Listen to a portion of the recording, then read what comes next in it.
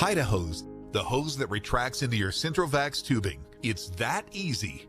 One Hide-A-Hose inlet usually covers an entire floor, reducing the time it takes to reconnect hoses or cords. Hide-A-Hose uses suction to retract the hose into your Centrovax tubing. No more wrestling long, bulky hoses throughout the house. Hide-A-Hose uses the power of a central vacuum to clean more than just your floors. Simple and fast. No more stuffing that uncooperative hose into a closet. Vacuuming is now a simple and quick process with Hide-A-Hose.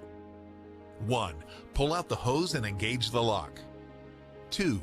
Attach the cleaning tool. 3. Turn it on and begin. When you're finished, disconnect the handle, release, and your Centrovax system retracts the hose back into the inlet. It's that simple. Just pull, vacuum, and retract. Hide-A-Hose powered by Cyclovac Central Vacuum Systems.